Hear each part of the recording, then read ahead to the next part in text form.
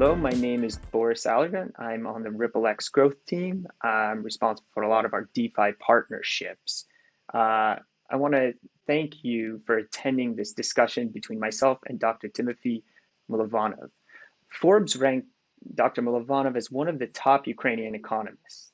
He's the president of the Kiev School of Economics, associate professor at the University of Pittsburgh, and the former minister of economic development, trade, and agriculture of Ukraine.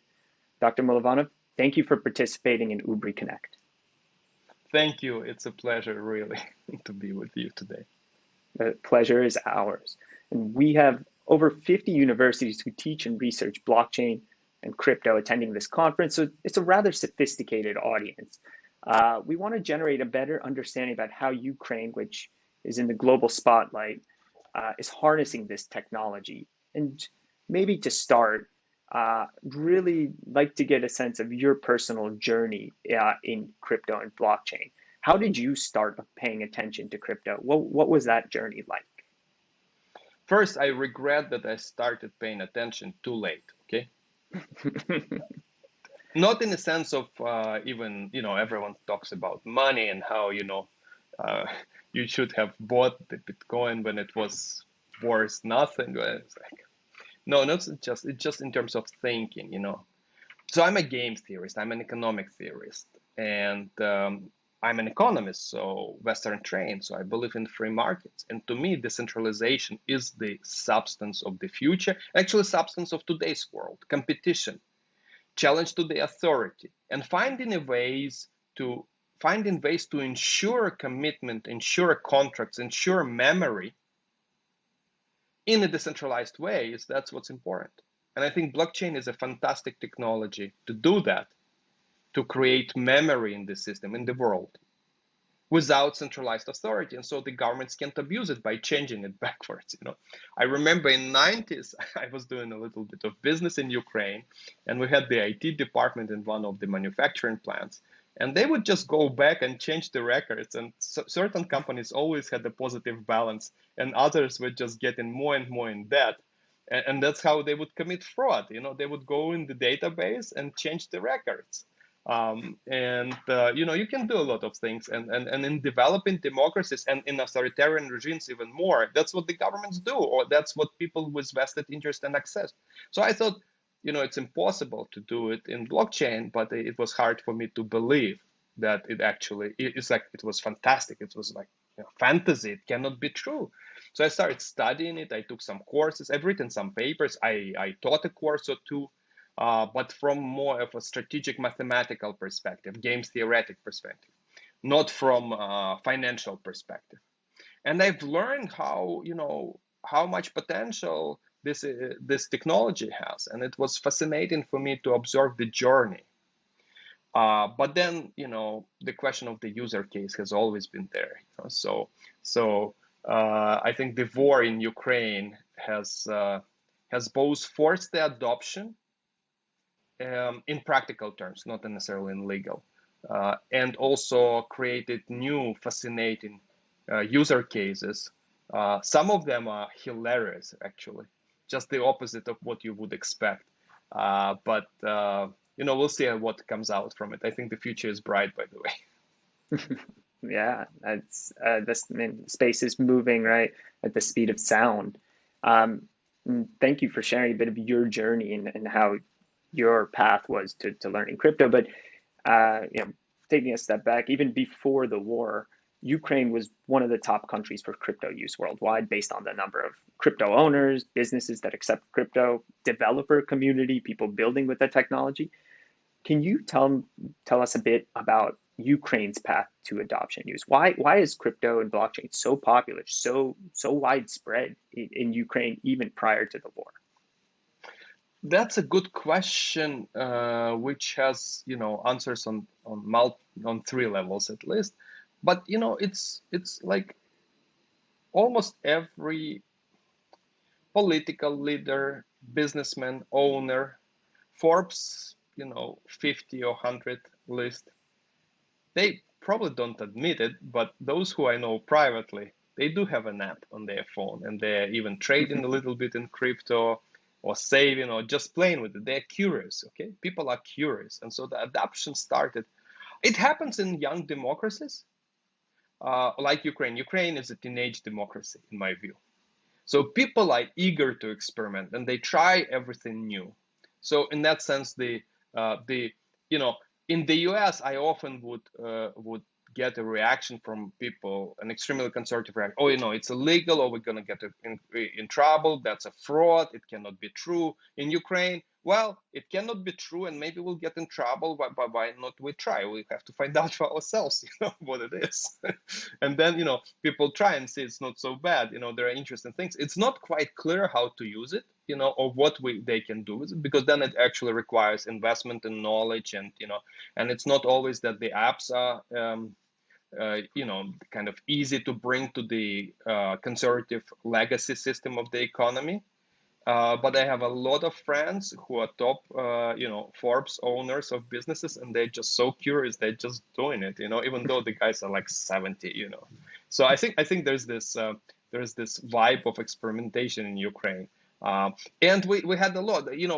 What also helps that the government is sympathetic. We have the minister and the Ministry for Digital Transformation, and they're very, very pro crypto. They're very, very pro innovation, pro digital innovation, pro high tech. So in that sense, they have been pushing the adoption, and they also engaged in the crypto community, engaged lawyers, engaged GR, and have been quite smart about it. They didn't generate a conflict. They tried to cooperate in many ways. Of course, the central bank, is conservative. It's like the Fed in the US. They are more on the protect the customer thing. I remember in the beginning of the war, the conversation with the head of the central bank, with the governor, I was saying, listen, I need to fundraise. I need to buy, I don't know, can I buy a tank? Can I buy, a space shuttle which will attack the Kremlin? So the war starts and stops in a day, So can I do something? Okay, but more realistically, can I raise money quickly right now in Ukraine? Imagine it's like capital controls, it's a flight, it's a panic. The first day of the war, we were actually worried that we won't be able to pay salaries to people. So we have a Wow. triple approach. Just because the war started, right? It was on the 21st of February. The payroll is on the 1st. So we wanted to push out this. We had a backup plan, like protocols. We had a security protocol, so emergency. We pushed salaries to everyone, so people have cash that if they need to evacuate or buy water, supplies, bribe someone to get out of a zone, danger, something, they have money. And if they need more, we would push more money to them. But of course, it's not realistic to drive around with cash during the wartime, right? Yeah. So you're relying on the payment system, on the legacy payment system, but that is being attacked, cyber attacked and physically attacked by the Russian troops, by missiles. So there is uncertainty about whether it's going, the system is going to survive. Remarkably, astonishingly, it did. The payment systems didn't stop. I remember buying water, because what you do during such a time, you buy more water. That's the first thing. It's this mental picture is in front of me right now as I speak to you. So I am in a shop. Military jets are flying over the shop. Okay. Wow. I am buying water, trying to get out of that. The water is there, the shops are working, retail is working. They're bringing water like crazy. They are doing their job with military jets over them. It's amazing. And the payment system is working. Cards are working. And I'm like, wow. Cards didn't stop the war for a second, And ATMs, there were no bank runs. There was a little bit of, cash lines, but, not much. So all is working, but we were not sure. So we have a triple approach. We had cash in dollars, by the way. We had, standard payments through the banking system. And then we had crypto, just in case, because we were sure crypto will continue to operate even if everything fails. Okay. So, but that was intended use in the beginning of the war. So I can do payroll at the Kyiv School of Economics to people in crypto, Another amazing thing is that Russians didn't manage to shut down telecom. They attacked it. Sure. They actually disabled some satellite systems even in Europe. But the system was resilient enough that telecom continued to operate. So we were good. So we had this. So I thought that would be the main usage, in the beginning of the war. But that was not it. That was not the case because the system worked. What's interesting was usually when you exchange USDT to dollars, you have to pay a couple of percent, on this. This is the Sure. fee. There's a spread there. It, Yeah. yes. So 1%, 0.5%, sometimes 3. Depends. Depends where it depends. But in Ukraine, or even in the frontline cities, you were able to get cash, and the interest was, or the fee was in the beginning was +5, +7%, because no one needed dollars in the beginning of the war. Wow. No one, because everyone wanted hryvnias. You only need dollars to do what? To import something.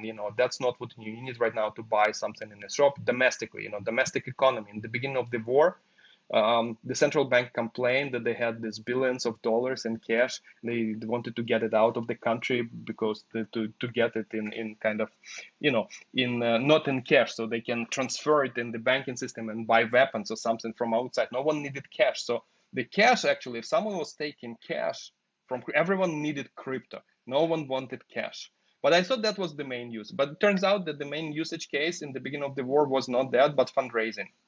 And I remember talking to the officials, and I was talking to the governor of the central bank, and I tell him, can I use crypto? And he says, the president has not signed the law yet. I'm like, man, it's the war. He says, this is illegal. But He might be you see, preoccupied, the president, right? He doesn't have time that's right. necessarily. But you see the kind of how far they have gone. It's like the central bank governor is not saying this is crap, you're gonna do it for money laundering. No, he's saying don't do it for money laundering. Don't, you be careful. But the law has not been signed yet. Anyway, so basically we opened account for our charity foundations outside of Ukraine and in Ukraine.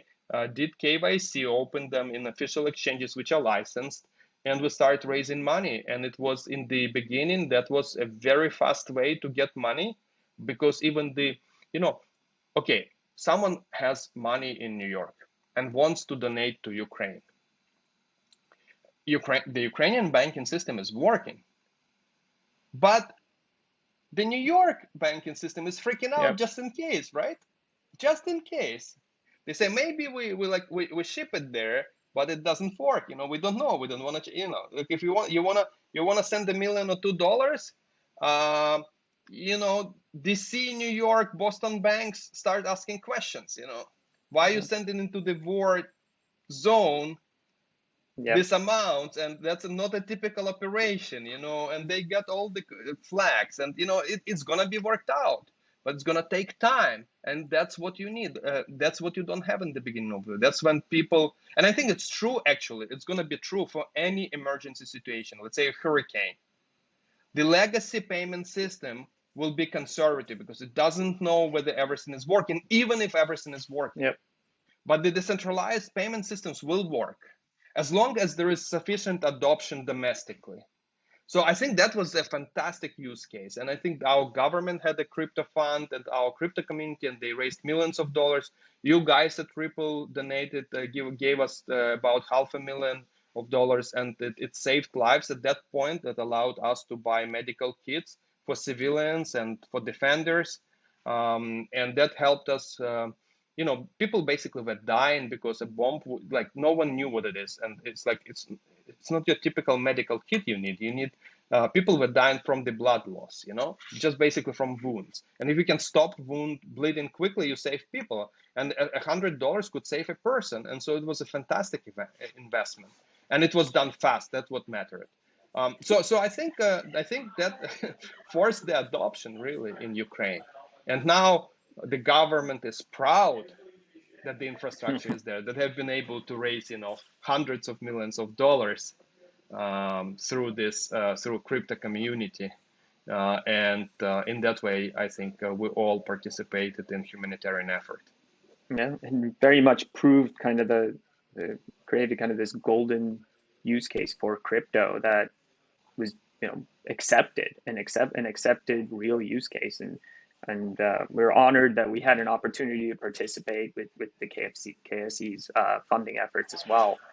So really appreciate that, because it was early on in the war. I have family in Ukraine as well, so it's, for me it was very, very important, and and we're glad that we had an opportunity to help how we could. Um, we spoke about kind of the the use case of value transfer, and Hmm. Ukraine is such a dynamic country and really technologically first, really tech leading, I would say. You have digital identity, right? I Yeah, know, my cousins had their driver's license and passports, right, on I'm an gonna show Apple it to you Wallet. right now. Hold on. I'm gonna like on the screen. I'm gonna show it to you. So I'm putting an app. I'm just like it's gonna face recognize me, right? Um, so this is it. Just pulled it, and you can. It's an app, just that asks for donations. Then I have driver license. I have yeah, I have a driver license I can use. I have I can pay. I can make sure that my car there are no tickets on it, and I pay them in time. And recently there was a joke this morning because McDonald's opened in Ukraine, and the use case is McDonald's is open in Ukraine, not open in Russia. There's a war in Ukraine. Sure. McDonald's is open. So, and someone complained, how is it that I cannot order through this app McDonald's delivery? How is it? And we brought recently an intelligence officer, like who operates drones to New York. I'm in New York. We both are in New York actually, but we brought it to a fundraiser and a conference. And the guy said, like, his story was that he uh, he um, he sent his passport to get visa because he was in the front lines. He needed visa for the US, so the kind of administration sent it ahead. And I was asking, like, man, how did you cross the Ukrainian-Polish border? And he said, using this app. That's in. He showed passport. They scanned it, and it was good. All the permits to exit, and it was all there. So I think it's fantastic. But you my were you my were getting at the other use cases, right? Yeah, So and my question, obviously we look at that value fungible transfer use case, and you have all of these awesome non-fungible use cases. And I think maybe you understand where I'm leaning into. mhm. Do you see a lot of this digital identity, passports, etc., being put on a blockchain for Ukraine, right? Instead of as opposed to more of a centralized service. Is that where the future is kind of going? And the experimentation you've been doing with, funds transfer and fungible could be eventually, that use case, that success story can be moved to the non-fungible side.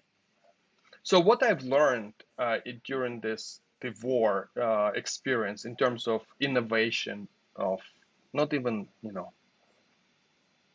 apps or the process, but just innovation of thinking about the problems. It just with crypto, but also with many other things which we thought were impossible, they were really now had. Like the EU candidacy for Ukraine. Before the war, people would say, "Oh no, you're a corrupt country. You don't have rule of law. You have this energy issues, not green, not that." Okay, we compare ourselves to some other countries next to us, like Hungary, for example, on the corruption and abuse of the rule of law. It turns out that we look much better, and over the last 6 years, we have made tremendous progress on corruption. I mean, it's still there, but there's dynamics and structural changes. And now during the war, people are even afraid to touch corruption because they will be lynched. So we just need to institutionalize it and make sure that it's stable after the war. So things are changing, and it's often the constraint is in the mind. And like with the value transfer case, the regulators were afraid to do it before the war, and were worried about money laundering and other things, compliance. But during the war, they were basically forced to accept. Everyone was forced to accept that we need to experiment.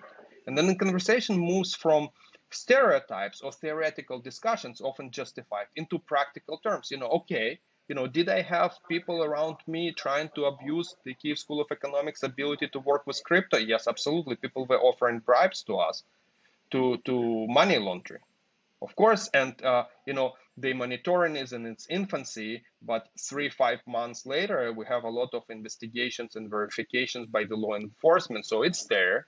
So it's the way of learning as we go. So I think the constraint is in many ways is in the minds of people. But there is the second one, We don't adopt the best cases.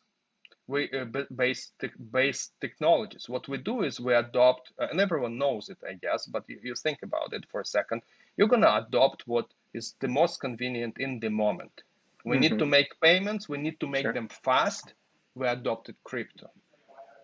We have this DIA, it's a centralized system. Maybe it's not good. Are we going to move to decentralized? No, unless someone offers a better app, and someone markets it. It's really not about technology often, but about marketing and about convenience.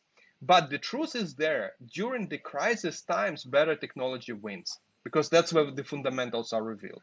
So here's another use case I think Ukraine and others are looking to use is also in the charity, in fundraising and deployment of funds. We know how many problems there are with charities, the Red Cross, for example, overheads, unclear what the salaries are, unclear if they deploy, what's the percentage they deployed for Ukraine. Some people say 15%, some people like we deployed 95, so, and our overhead is 2 to 5%. Their overhead, I don't know, people say 12 to 30, maybe in different charities, right? And they're restricted. So, but we also could be, how do you verify that one charity is better than the other one? There is a real security issue, If Red Cross or us reveal to whom we send medical kits, the names of the people in the front line villages, imagine if Russians take over those villages and they have access to that data. They will just kill those people, right? So we need to record it, but at the same time, we should not allow it to be verified at the moment. Because we have some credit of trust. And if people trust us, we can go on for next 3 months, but 3 months later, we have to verify that has been done. So you can do that with blockchain. You can encrypt it and have private keys, or public keys, and release private keys later, or maybe even individually to a specific donor when it's needed, and then it's not dangerous anymore.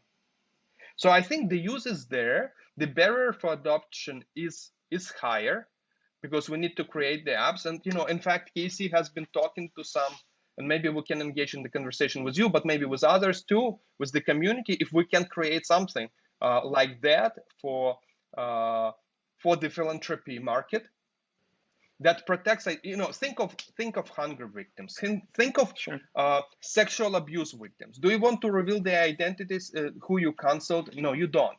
But after a while, you might, or you might want to scramble it in such a way that it's verified, but at the same time, of course, there's always the last mile and quality of recording, problem. But they are there everywhere for legacy system or for blockchain. That doesn't matter. There's the quality of data last mile problem, but you have to address that. But after that, I think blockchain has fantastic applications for the philanthropy market. It can make it much more efficient. It can create a true competition between the charities because the charities are really non-transparent. Most, the domestic, the local charities, which are relatively transparent and relatively efficient, they typically don't have the reputation. The global charities, they're also non-transparent. They have the reputation, but their efficiency is questioned. So I think there is a lot of value added that can be created by proper employment of blockchain technologies. But that's the use case I can think of just because I've been working this. I can imagine others here. Yeah, no, that's an interesting point you bring up, right? The mutability, auditability is important. And if you can bring down the cost or rather increase the efficiency, it means more of my dollars go to actually helping that cause. Dr. Golovanov, unfortunately, this is all the time we have. This was an excellent, incredible conversation, and really just want to thank you again for joining us. We really enjoyed it, and I hope we can continue these discussions in the future. Guys, thank you so much. Continue to innovate. You are making the future, creating it, and better future. Thank you.